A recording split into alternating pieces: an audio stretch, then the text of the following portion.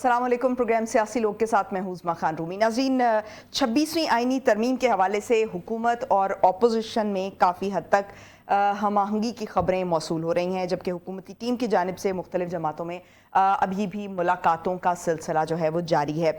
मुजव्वज़ा आईनी तरमीम के मुसवदे पर हतमी मुज़ाकरात जारी हैं और इस हवाले से मौलाना फजल रहमान और बिलावल भुट्टो के दरमियान आज एक अहम मुलाकात भी होगी और chairman Peoples Party Bilawal Bhutto से मुलाकात के बाद मौलाना फजल रहमान की लाहौर में नवाज शरीफ से मुलाकात का भी इम्कान है। यानी जो मेल मुलाकातें हैं वो इस हवाले से जारी हैं। पार्टी की अहम पार्टीज़ की जो इस वक्त क़यादतें हैं वो आपस में मुलाकातें कर रही हैं। दूसरी तरफ मौलाना फजल रहमान ने एक कॉन्फ्रेंस से खिताब करते हुए ये कहा कि हमारे मुसवदे के बगैर अब आइन साजी नहीं हो सकेगी। अगर आइन में कोई ख़यानत कराई गई तो मैदान में आएंगे। अगर हुकूमती मुसवदे की बुनियाद पर तरमीम हो जाती तो वो बुनियादी हुकूक, अदलिया, फ़ौज और आवाम की तबाही का बाइस बनती, इसलिए उसे मुस्तरद कर दिया। उन्होंने ये भी कहा कि पाकिस्तान को इस्लामी निज़ाम से महरूम रखने वाले सियासतदानों का मुहासबा अवाम ने करना है। अवाम आइन से खिलवाड़ करने वालों हुक्मरानों को गिरेबानों से पकड़कर ऐवानों से बाहर निकालेंगे। ये 26वीं आईनी तरमीम किस हद तक जो है वो समझते हैं कि ये जल्द ही जो है मंजूर करा ली जाएगी और ये आइन का हिस्सा हो जाएगी, आइन का हिस्सा बन जाएगी और मुख्तलिफ जो जमातें हैं वो इसमें कंसेंसस कर पाएंगी। इस पर बात करने के लिए हमारे साथ मौजूद हैं बैरिस्टर अमृत। बैरिस्टर अमृत साहिबा, बहुत शुक्रिया आपके वक्त का।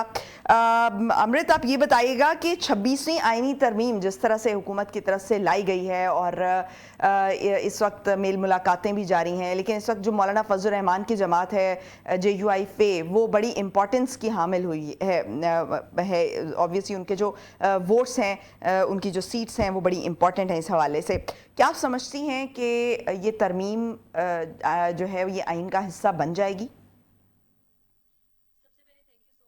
मैं ये समझती हूँ कि ये बहुत ज़्यादा अहम और इम्पोर्टेंट टॉपिक है जिसके ऊपर डिस्कशन बहुत ज़रूरी थी।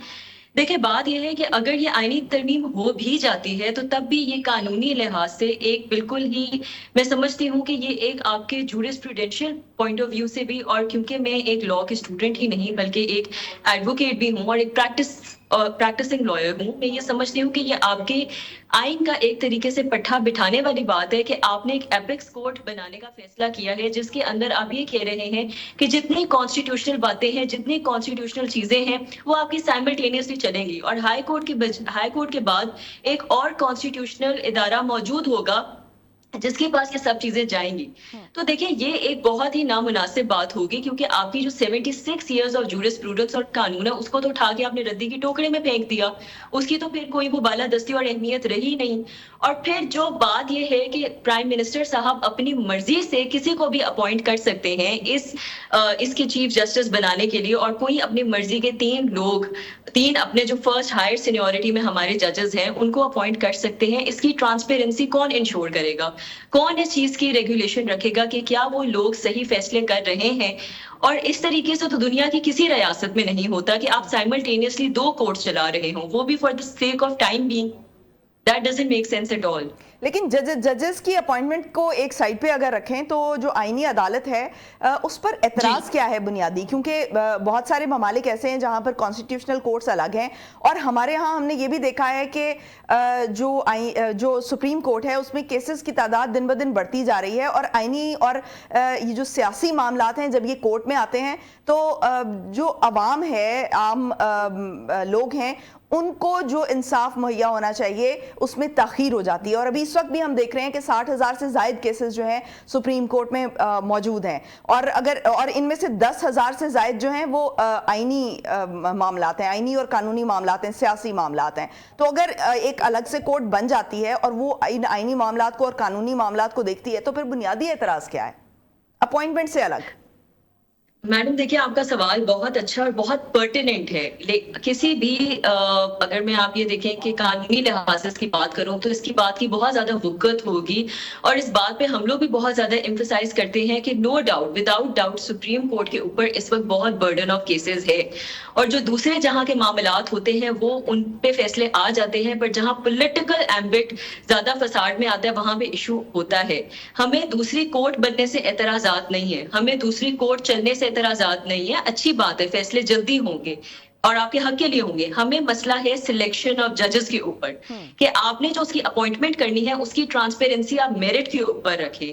आप इस तरह नहीं कर सकते कि आपने जजेस की एज बढ़ा के उसके बाद आपने पूरा कानून बदल के आपने कह दिया कि ये इंसान अब जी यहाँ से रिटायर हो गए, यहाँ पे जज बन जाएंगे। आपने फेवरेटिज्म के नाम के ऊपर ये चीज कर दी, तो उसके बेसिस के ऊपर रिजल्ट भी फिर फेवरेट निकलेंगे, और वो उस पॉलिटिकल पार्टी को सूट करेंगे जो उस वक्त मौजूदा रियासत की जिम्मेदारी ले रही होगी। तो आया कि ये लोगों को क्या जस्टिस करवा पाएगी या कर दे पाएंगे? तो फिर अगर बात हम उसी जगह पे आ जाएंगे जहां पे हम पहले हैं, तो फिर ऑल टुगेदर ये एक एक्स्ट्रा अदालत बनाने की तो क्या बनती है? तो बैरिस्टर साहबा, ऑलरेडी मामला जो है वो सीनियरिटी के बेसिस पे चल रहे थे अभी तक तो, और अभी भी चल रहे हैं, लेकिन इस दौरान में भी हमने देखा कि एक जुडिशरी के अंदर डिवीजन सामने आई जो सियासी तौर पर जो है वो उसने इस इदारे में खासी खलीज पैदा की, एक बड़ी गहरी वो दरार पैदा हो गई है, एक तकसीम पैदा हो गई है। और अगर सीनियरिटी की बेसिस पे भी अगर ये मामलात ऐसे ही चल रहे हैं तो फिर वज़ीर आज़म अपॉइंट करें या सदर अपॉइंट करें, क्या फर्क पड़ता है? मैडम देखिए, जब आपके सीनियरिटी की बेसिस के ऊपर इशू चल रहा होता है, देखिए किसी भी दुनिया की इंस्टीट्यूशन के अंदर आपसी इंकशाफ होता ही होता है। उसमें कई लोग आपके एक चीज के फॉर भी होते हैं, कई लोग आपके एक चीज के अगेंस्ट भी होते हैं। जब आपकी किसी भी चीज के ऊपर फैसला बनता है तो वो आपकी फुल बेंच अदालत बैठती है जिसमें 9 रुकनी जज बैठते हैं। यहाँ पे अगर कोई भी अब फैसला होगा जो कि ये एक एपिक्स कोड बनाने का कह रहे हैं, उसमें 3 रुकनी बेंच बैठेंगे, और वो भी इनके अपनी मर्जी के चोजन लोग। तो मुझे एक बात बताएं कि अभी तो फिर इंसाफ का पैमाना ये है कि अगर 4/5 भी फैसला हो जाता है तो फिर किसी तरीके से आप एक हक असूल की बात कर सकते हो। जब 3 लोग आ जाएंगे तो वहां पे हम हक किस तरह लोगों को फराहम कर पाएंगे? तो फिर ओवरऑल आईनी अदालत को कंट्रोवर्शियल ना बनाया जाए ना, जो पॉइंट्स हैं जैसे जजेस की तैनाती का मामला है या उनकी अगर एज का मामला है तो उसको point wise I totally agree with you. मेरे जितने भी बुकला हजरात से हमारी इस बात के ऊपर डिबेट हुई है, और हम जितने ऑन एंड ऑफ इस चीज के ऊपर बात कर रहे हैं, हमें इस बात से एतराजात नहीं है कि आप एक साइमल्टेनियसली कॉन्स्टिट्यूशनल कोर्ट बना रहे हो। हमें उस चीज को चलाने में, उसकी अपॉइंटमेंट में और उसकी ट्रांसपेरेंसी पे मसले मसाइल हैं। अगर वो चीजें केटर हो जाती हैं then that's not a problem at all. ठीक। और अगर जजेस जो हैं वो 5, आपकी सजेशन ये है कि कम से कम जो है वो 5 होने चाहिए। अगर ये मान लिया जाता है, अगर ये सपोज करें कि मौलाना फजल रहमानी ये ऑप्शन रख देते हैं, तो उसके बाद क्या आप समझती हैं कि जो ये कहा जा रहा है कि आईनी अदालत भी बन गई, तो अगर ये आईनी मामला जब आईनी अदालत के सामने आएंगे तो ये कहा जा रहा है कि जो आइन को रीराइट करने की एक कोशिश होती है उसका खात्मा हो सकेगा, और जो अपनी मनपसंद तशरीह है जो जजेस करते हैं अपनी सियासी पसंद या नापसंद के लिहाज से, उसका भी खात्मा हो सकेगा। आप अग्री करती हैं इस बात से? देखिए, मैं इस बात से बिल्कुल अग्री नहीं करती। अगर तो फिर वही बात आती है, अगर तो अपॉइंटमेंट इसके आपके प्राइम मिनिस्टर और उसका असेंट आपके प्रेसिडेंट साहब देते हैं तो वो अपनी ही मर्जी के लोगों को लेके आएंगे आगे, जो उनके ही उन्हीं फैसलों के ऊपर लबैक कहेंगे जो वो करवाना चाहते हैं और जो उनके हक में जाते हैं। तो हम बात फिर उसी जगह पे आके खड़े हो जाएंगे। लेकिन अगर इनकी अपॉइंटमेंट उनकी सीनियरिटी के बेसिस के ऊपर या जो आपके अमेंडमेंट्स और रूल्स एंड प्रोसीजर के मुताबिक लिखा हुआ है उसके हिसाब से होती है तो फिर इस चीज के इम्कानात कम है। और जैसे अभी आपने बहुत अच्छी बात बोली कि अगर 3 के बजाय ये 5 रुकनी बेंच होगा, जो कि मैं समझती हूँ कि किसी तरीके से आपका एक इंसाफ का पैमाना बन सकता है और किया जा सकता है, तो अगर उसके बेसिस के ऊपर कल को 3:2 या जिस तरीके से भी 4:1 का भी अगर डिसीजन आता है तो एटलीस्ट फिर भी आप किसी तरीके से ये बात इंश्योर कर सकते हैं कि जस्टिस इज डन। ٹھیک. تو بیرسٹر صاحبہ یہ جو مولانا فضل الرحمان صاحب نے بیان دیا ہے کہ اگر حکومتی مسودے کی بنیاد پر ترمیم ہو جاتی تو وہ بنیادی حقوق، عدلیہ، فوج اور عوام کی تباہی کا باعث بنتی، اس لیے اسے مسترد کر دیا. مسترد کرنا یا نہ کرنا تو وہ ان کا اپنا پوائنٹ آف ویو ہے، لیکن آپ نے بھی یہ جو مسودہ آیا، جو تجاویز آئیں، آپ نے اس کو دیکھا ہوگا. ان میں کون سی ایسی بنیادی وجوہات ہیں، کون سے ایسے آرٹیکلز ہیں جو ان تمام چیزوں سے، بنیادی حقوق سے، عدلیہ، فوج اور عوام کی تباہی کا باعث بن سکتے ہیں، ان کے ساتھ کنٹراڈکٹ کرتے ہیں؟ دیکھیں، سب سے پہلے تو بات یہ ہے کہ آپ آرٹیکل 184 جو کہ آپ کا سب سے اہم آرٹیکل ہے، جو کہ suo motu in itself ہے، آج تک آپ جتنے دیکھ لیں، جتنے زیادہ لوگوں کے ساتھ مسئلے مسائل کے ساتھ ڈیل کیا جاتا ہے، جتنے آپریشن سیٹ اپ ہوئے ہیں، جب آپ کا کوئی فورن ریپ کیس آتا ہے، جو کہ ہم دیکھ رہے ہیں کہ آج کل کتنا زیادہ کامن ہو چکا ہے، اور ابھی حال ہی میں ہی ایک انسیڈنٹ ہوا ہے، اس طرح کے واقعات کے اوپر آپ کو سیو موٹو ایکشنز لینے پڑتے ہیں، کیونکہ وہ وقت کی، موقع کی حساب سے ڈیمانڈ ہے، ریکوائرمنٹ ہے.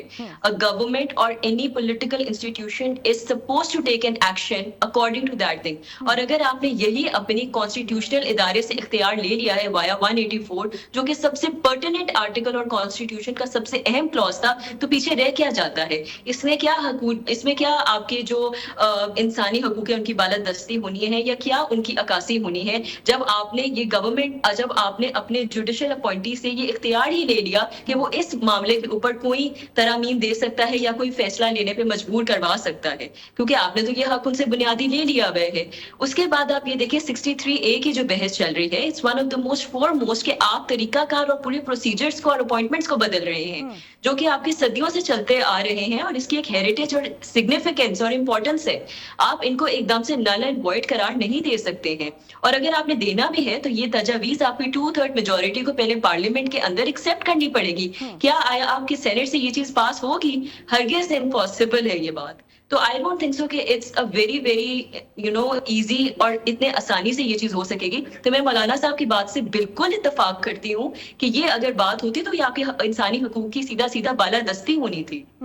تو جوڈیشل ریفارمز کی بہت بات ہوتی ہے، اور وقت کی ضرورت بھی کہا جاتا ہے کہ ابھی اس وقت جو ہے وہ بہت ضرورت ہے اس بات کی کہ جوڈیشل ریفارمز لائی جائیں، اور اسی کو بنیاد بنا کر جو ہے یہ آئینی ترمیم کرنے کی کوشش بھی کی جا رہی ہے. تو کیا یہ جو جوڈیشل ریفارمز ہیں، یہ جو ادارہ ہے، جوڈیشری کا جو ادارہ ہے، یہ انیشیٹ کیوں نہیں کرتا؟ اپنی کچھ تجاویز یا جو ادارے میں ریفارمز آنی چاہیے وہ ایک پورا پیکج بنا کے یہ انیشیٹ کیوں نہیں کرتا؟ دین جو ہے وہ پارلیمنٹ میں اس پہ ڈسکشن ہو جائے، اور اس کے بعد جو ہے اگر یہ اپلیکیبل ہو سکتی ہیں تو ان کو جو ہے آئین قانون کا حصہ بنا دیا جائے. میم، آپ نے بہت اچھی بات کی ہے، I totally agree with you. This is something that exactly we need to work on. ایک پیرلل نظام چلانے کے بجائے، ایک پیرلل عدالت چلانے کے بجائے، ایک کمپلیٹلی نظام کو ختم کرنے کے بجائے، اور آپ نے ایک طریقے سے آپ نے ایمبیگوٹی کھڑی کرنے کے بجائے کہ ایک انسان جب اپنا مدعا ہائی کورٹ لے کے آیا، اس کو یہی نہیں پتا کہ میرا سپریم کورٹ کیا فیصلہ کرے گی. اس سے بہت بہترین چیز یہ ہے کہ آپ اپنے جوڈیشل ریفارمز پہ کام کریں. I am a London graduate, اور آپ یقین کریں کہ وہاں پہ سوری فار انٹرپشن، آپ نے کہا کہ آئینی عدالت کا قیام بڑی اچھی بات ہے، اس میں ججز کی اپوائنٹمنٹ والا معاملہ ہے، تو دین جو ہے وہ اس پہ سٹے کریں نا کہ آئینی عدالت لے آئیں. جتنی عدالتیں بنیں گی اتنے عوام کو جو ہے وہ ریلیف مل سکے گا، عوام کو انصاف فراہم ہو سکے گا. تو انتظامی لیول پہ جتنے ادارے بنے اتنا کم ہے. بالکل، I totally agree with you ma'am کہ جو مسئلے مسائل آپ کے پاس موجودہ فوراً آتے ہیں، اس کا بہترین حل یہ ہے کہ آپ فوراً اس کے اوپر جوڈیشل کمیٹی بٹھائیں، آپ جوڈیشل ریویو بٹھائیں، آپ جوڈیشل کاؤنسل بٹھا دیں، آپ جوڈیشل چیک اینڈ بیلنس رکھوا دیں، آپ ایک کمیٹی اپوائنٹ کر دیں ڈیڈیکیٹڈ اس کام کے لیے، جس طرح آپ کے سیو موٹو کے اندر اختیار ہے اور آپ کی سرکار پہلے بھی لیتی رہی ہے، آپ کی جوڈیشری پہلے بھی اس چیز کے اوپر کام کرتی رہی ہے. نہ کہ آپ ایک پیرلل نظام چلانا شروع کر دیں اور لوگوں کے لیے ایک ایمبیگوٹی اور ایک اس طرح کی سچویشن کریٹ کر دیں کہ ان کو سمجھ ہی نہ آئے کہ کس کورٹ نے کیا فیصلہ کیا اور ہم نے کس کورٹ کی بات مانی ہے. ایک طرف ایک سپریم کورٹ فیصلہ کر رہی ہوگی، دوسری طرف دوسری عدالت فیصلہ کر رہی ہوگی. آپ نے وہاں پہ تو آئینی معاملات جائیں گے نا، وہاں پہ دوسرے معاملات جائیں گے ہی نہیں، وہ تو آئینی معاملات جائیں گے، تو اس کا سپریم کورٹ سے جو ہے وہ عمل دخل ختم ہو جائے گا آئینی معاملات کا. میم لیکن دیکھیں کہ جو آپ کے پچھلے 76 ایئر سے فیصلے ہو رہے ہیں وہ ایک عدالت کرتی رہی ہے، تو پھر کیا اس کا مطلب ہے کہ وہ سارے آپ ریورسل میں لے آئیں گے اور ریٹروسپیکٹو میں آپ کا لا چلے گا، اور یا انٹروسپیکٹو پہ چلے चले गए, ये एक बहुत बड़ी बहस खुलती है। क्या पता आगे आने वाले जजेस वो कंप्लीटली चीजों को नल एंड वॉइड करार देके एक नया सिस्टम निकाल लें, और अगर वो नए सिस्टम के साथ और नए लॉज के साथ और नई तरामीम के साथ चलेंगे तो पुरानी को अगर आप नल एंड वॉइड कर देंगे तो उसमें जितने लोगों को आपने उनमें रेस्टिट्यूट किया है, पकड़ा है, या आपने उनको सजाएं मुकर्रर की हैं, फिर वो इसका मतलब है सब गलत थी। जिस तरह हम जुल्फकार अली भुट्टो साहब के केस में देखते हैं कि हम तमाम केसेस तो रेट्रोस्पेक्टिवली नहीं देखे जा सकते ना, तो इसका मतलब ये है कि अगर माजी से उसका इतलाक नहीं हो सकता तो फिर आगे भी इस तरह की कोई चेंजेस नहीं आनी चाहिए, जुडिशियल रिफॉर्म्स नहीं आने चाहिए। इससे मतलब तो यही निकलता है फिर जुडिशियल रिफॉर्म्स आने का मतलब ये है कि आपने बेसिकली अपनी जो टर्म्स एंड कंडीशंस हैं या जो आपके चीजें जिनके ऊपर आप लोगों की अभी मौजूदा मसले मसाइल निकल रहे हैं, आप उसके ऊपर बैठ के बहस कर रहे हैं। लेकिन अगर आप वो सिर्फ बहस अपनी गवर्नमेंट को या अपने पॉलिटिकल इंटरेस्ट को बचाने के लिए कर रहे हैं तो आया कि क्या वो जस्टिफाइड होगा या नहीं होगा, और उसके ऊपर मजीद चेक एंड बैलेंस कौन रखेगा, इस चीज का सवाल का जवाब। और सबसे इंपॉर्टेंट बात ये होती है क्योंकि ये चेक एंड बैलेंस नहीं हो पाएगा इस तरीके से, जो मौजूदा हुकूमत आएगी वो अपनी मर्जी के फैसले करवाएगी, वो अपनी मर्जी की गवर्नमेंट और अपनी मर्जी के अपॉइंटीज बिठाएंगे। इसकी वजह से आपका एक नेपोटिज्म का, जिसका मैं नाम लेती हूँ हमेशा, वो क्रिएट हो जाएगा, जो कि ऑलरेडी हमें जुडिशरी में नजर आता है। लेकिन अभी क्योंकि फिर भी एक लार्जर बेंच मौजूद है तो आप किसी किस्म का फेयर प्ले एक्सपेक्ट कर सकते हैं, कि अभी भी कुछ लोग फेयर प्ले कर रहे हैं। लेकिन जब आप उसको लिमिट कर देंगे तो नेचुरली फेयर प्ले सिस्टम नहीं होगा। तो इसका हल तो आसान है कि आप जब जजेस की तादाद बढ़ा दें, जजेस की तादाद बढ़ा दें और आप तैनात नहीं किया जा सकेगा। करें कि आप देखें कि आप अपनी मर्जी के लोगों को अपॉइंट नहीं कर सकते हैं। आपने अगर सीनियरिटी की बेसिस पे करना है तो इसका ये नहीं मतलब कि आप लोगों की रिटायरमेंट एज एक दिन में उठे और आप कहें जी 63 ए के अंडर की जी हम एज अब बढ़ा रहे हैं और अब ये एज से ये एज हम कर रहे हैं। ये तो एक तरीके से एक्सटेंशन देने वाली बात होगी ना, कि हमने अपनी मर्जी के बंदे को एक्सटेंशन देनी है तो उसके लिए हम एक एपेक्स कोड भी बनाएं, उनके लिए हम एक एक्सटेंशन भी तैयार करें और उनको अपनी मर्जी से अपॉइंटी भी करें। तो फिर इसका फिर कानून तो फिर ना रह गया, फिर जस्टिस तो ना रह गया। सुप्रीम कोर्ट के जजेस की उम्र बढ़ाने का मुतालबा नहीं है, ये सिर्फ आईनी अदालत का मामला है, सिर्फ आईनी अदालत में ये आईनी अदालत का भी मामला है, ये उम्र का भी मामला है, ये एक साइमल्टेनियस जूरिस्प्रूडेंशियल पॉइंट ऑफ लॉ चलने का भी मामला है, ये आपकी नई तरमीम आने का भी मामला है, या आपकी 63A की भी बालादस्ती है, या आपकी 184 की भी बालादस्ती है। ये बहुत सारी चीजें हैं। ठीक हो गया, बहुत शुक्रिया। बैरिस्टर अमृत साहिबा हमारे साथ मौजूद थी।